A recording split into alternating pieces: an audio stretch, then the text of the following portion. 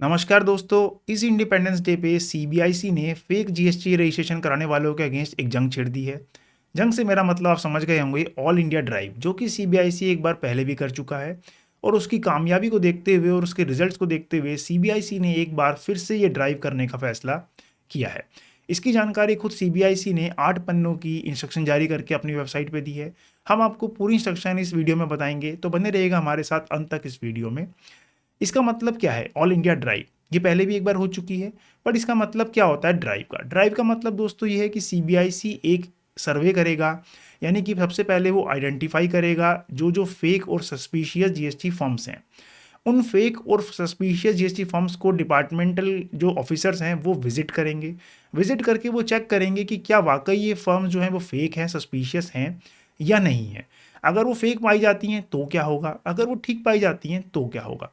इसकी पूरी जानकारी सीबीआईसी ने अपनी इंस्ट्रक्शन जारी करके दी है। 8 पेज की इंस्ट्रक्शन है, बहुत इंपॉर्टेंट इंस्ट्रक्शन है, क्योंकि 2 महीने ड्राइव चलेगी। ये ड्राइव 16 अगस्त 2024 से शुरू होगी, यानी कि इंडिपेंडेंस डे के अगले दिन से।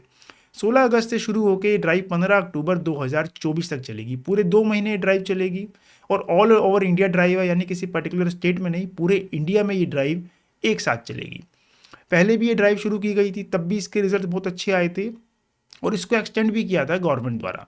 अब फाइनली इसको 2 महीने के लिए वापस से लाया गया है। सीबीआईसी ने इसका नाम सेकंड ड्राइव दिया है अगेंस्ट फेक फॉर्म्स, यानी कि ये जो ड्राइव है ये 2.0 ड्राइव है। 1 जो ड्राइव थी उसकी सक्सेस को देखते हुए सेकंड ड्राइव यहाँ पे लाई जा रही है सीबीआईसी द्वारा। अब इसके चलते हम सबसे पहले आपको इंस्ट्रक्शंस पे लेके इंस्ट्रक्शन अगर आप देखें दोस्तों, तो ये इंस्ट्रक्शन जो जारी करी है गवर्नमेंट ने, ये जारी करी है इंस्ट्रक्शन नंबर 2/2024। ये जारी की गई है 12 अगस्त 2024 को। 12 अगस्त को 24 को हुई है, यानी कि 16 अगस्त से लागू है, 12 अगस्त को इन्होंने इंस्ट्रक्शन जो है वो जारी करी है। नाम इसका देख लीजिए, guidelines for second special all India drive against fake registration, यानी कि इसमें सीबीआईसी गाइडलाइन बता रही है अपने ऑफिसर्स के लिए कि भाई उन्हें किस तरह से ड्राइव को फॉलो करना है और ड्राइव को आगे प्रोसीड करना है। इसमें पिछली इंस्ट्रक्शन का भी हवाला दिया गया है, जिसके मार्फत ये जो है पहली ड्राइव की गई थी। यहाँ पे इन्होंने बैकग्राउंड दिया है कि भाई पहले हमने जो ड्राइव की थी उसमें सक्सेस रहा, उसके रिजल्ट बहुत अच्छे रहे, इसलिए हमें सेकंड ड्राइव कर रहे हैं। ड्राइव किसके अगेंस्ट है? सबसे पहले इंपॉर्टेंट दोस्तों ये समझ लीजिएगा कि ड्राइव ये हर इंडिया के टैक्स पेयर के अगेंस्ट नहीं है। आप ये मत सोचिएगा कि हर टैक्स पेयर के पास ऑफिसर जाएगा और विजिट करेगा और आपका स्टॉक या आपका कोई रजिस्ट्रेशन या आपकी बाकी चीज़ें वेरीफाई करेगा, नहीं। ये जो ड्राइव है ये सिर्फ आइडेंटिफाइड टैक्स पेयर्स के अगेंस्ट होगी। आइडेंटिफाइड मतलब ये 2 कैटेगरी में जो आएंगे, यानी सस्पिशियस और फेक। ये सस्पिशियस और फेक कैसे होगा, ये आगे मैं आपको पैराग्राफ में बताऊंगा कि डिपार्टमेंट इसको कैसे आइडेंटिफाई कर रहा है। लेकिन सिर्फ और सिर्फ आइडेंटिफाइड टैक्स पेयर्स के पास ही ऑफिसर जो है वो जाके वेरिफिकेशन और वहाँ पे चेकिंग करेंगे।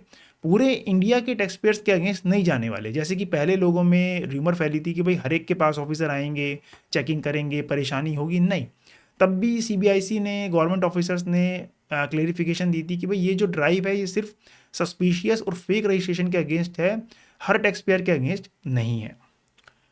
दूसरा यहाँ पे इन्होंने बताया कि भाई 2023 में हमने ड्राइव करी थी, उसके बाद 11 जुलाई 2024 को जो मीटिंग हुई है उसमें डिसीजन लिया गया कि भाई ये ड्राइव एक बार फिर से करते हैं, क्योंकि फेक रजिस्ट्रेशन जो है वो काफ़ी मात्रा में बने हुए हैं आज की डेट में। गवर्नमेंट लगातार इसको हटाने के लिए कदम उठाई जा रही है, लेकिन अभी भी फेक रजिस्ट्रेशन मार्केट में प्रिवेल तो करते ही हैं। आगे चलते हैं। सबसे पहले यहाँ पे पीरियड ऑफ स्पेशल ड्राइव, यानी पीरियड आपका क्या रहेगा। पीरियड यहाँ पे क्लियर है कि 16 अगस्त से ड्राइव शुरू होगी और 15 अक्टूबर 2024 तक ये ड्राइव चलेगी। जैसे कि पिछली बार ही एक्सटेंड किया गया, तो हो सकता है कि अगर 2 महीने में ड्राइव कंप्लीट ना हो पाए तो गवर्नमेंट इसको एक बार फिर से एक्सटेंड कर दे कुछ टाइम के लिए। आइडेंटिफिकेशन कैसे होगा, सबसे जो इंपॉर्टेंट बात है, जिसमें टैक्स पेयर्स को सबसे ज़्यादा डर होता है, क्योंकि टैक्स पेयर ये सोचता है कि भाई अब तो मेरे पास ऑफिसर आएंगे ही आएंगे, अब मैं परेशान होऊंगा खामा खाम में, रजिस्ट्रेशन जो फेक रजिस्ट्रेशन है उनके चक्कर में मैं भी परेशान होऊंगा। नहीं, ऐसा नहीं है दोस्तों, कि जिनका नाम लिस्ट में आएगा सिर्फ उन्हीं लोगों के पास ऑफिसर जाएंगे। लिस्ट में नाम कैसे आएगा? लिस्ट में नाम 2 तरीके से आएगा। पहला तो ये है कि आपका जो सॉफ्टवेयर में नाम आ जाए, यानी कि ये जो इनका सॉफ्टवेयर है रिस्क मैनेजमेंट एनालिसिस का जो इनका सॉफ्टवेयर है, अगर उस लिस्ट में आपका नाम आ जाता है, उस लिस्ट में नाम कैसे आता है, उस लिस्ट में कई तरीके होते हैं नाम आने के। फॉर एग्जांपल आपका आईटीसी और सेल का रेशियो जो है वो अगर बहुत ज़्यादा मिसमैच हो रहा है तो आपका नाम आ सकता है। अगर आपकी किसी पर्टिकुलर ट्रांजेक्शन में टैक्स फ्री गुड्स में मान लीजिए बहुत ज़्यादा डील हो रही है तो आपका नाम आ सकता है। इस तरह के कई सारे क्राइटेरिया होते हैं गवर्नमेंट के।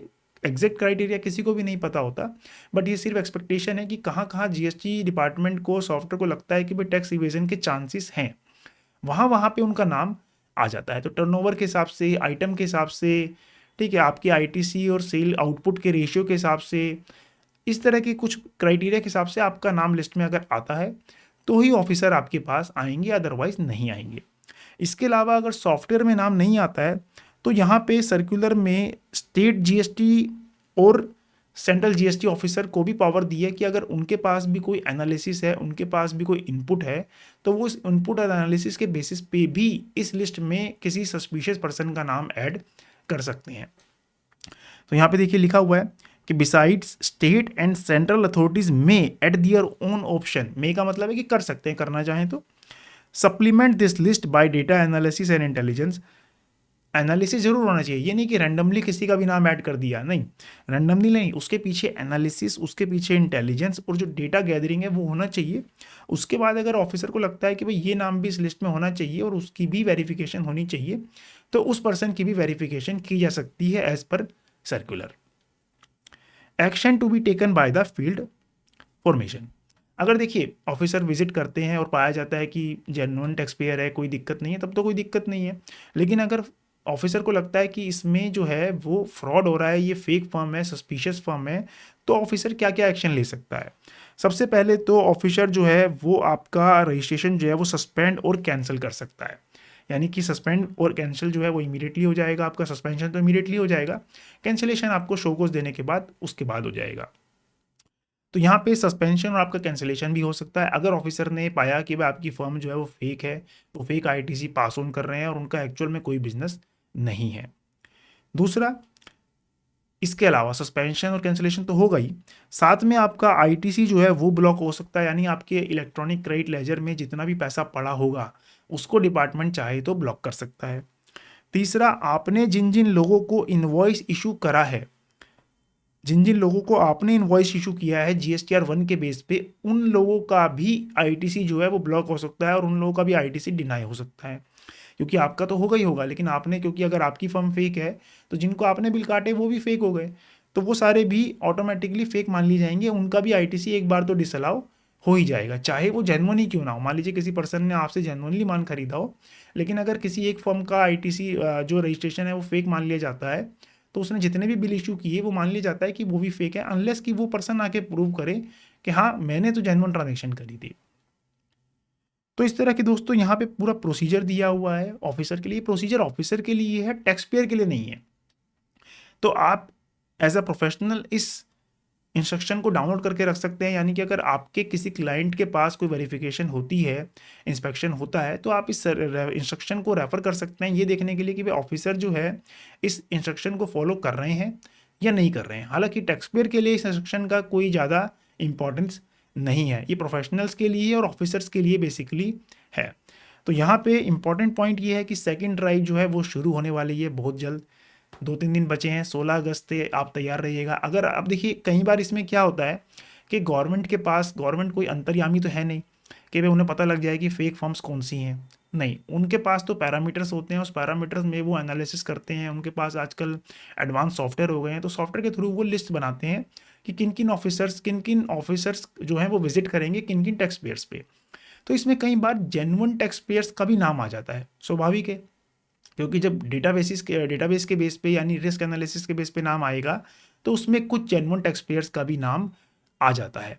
तो घबराइए मत, कोई दिक्कत नहीं है। अगर आपका बिजनेस जेन्युइन है, अगर आपका बिलिंग जेन्युइन है तो कोई दिक्कत नहीं है। अगर ऑफिसर आपके पास आते हैं चेकिंग के लिए तो जो जो डॉक्यूमेंट मांगते हैं वो दिखाइए और अपना केस को क्लियर करवा लीजिए, इसमें आपको कोई दिक्कत नहीं आने वाली। मुझे उम्मीद है कि ऑफिसर्स भी इस बात का ध्यान रखेंगे कि भाई जेन्युइन टैक्स पेयर को दिक्कत ना आए। अब देखना है कि सीबीआईसी इस मामले में और कोई क्लेरिफिकेशन जारी करती है या नहीं करती है, जिससे जेन्युइन टैक्स पेयर्स को किसी तरह की कोई दिक्कत ना आए, क्योंकि ड्राइव जो है वो सिर्फ फेक और सस्पिशियस रजिस्ट्रेशन के अगेंस्ट की जा रही है।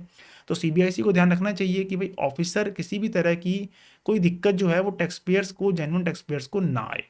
अगर आपको कोई इस तरह की दिक्कत आ रही है, आप जेन्युइन टैक्स पेयर हैं और आपके अगेंस्ट इस तरह की कोई वेरिफिकेशन या इंस्पेक्शन हो रहा है, तो आप हमारी टीम को भी कांटेक्ट कर सकते हैं। हम उसमें जितना हो सके आपकी हेल्प करेंगे।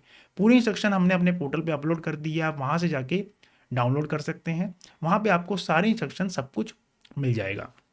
इंस्ट्रक्शन के अलावा आप हमारी पूरी लाइब्रेरी भी एक्सेस कर सकते हैं। यहाँ पे देखिए आपको पूरी लाइब्रेरी जो है वो मिल जाती है। मैं आपको एक बार लाइब्रेरी दिखा देता हूँ।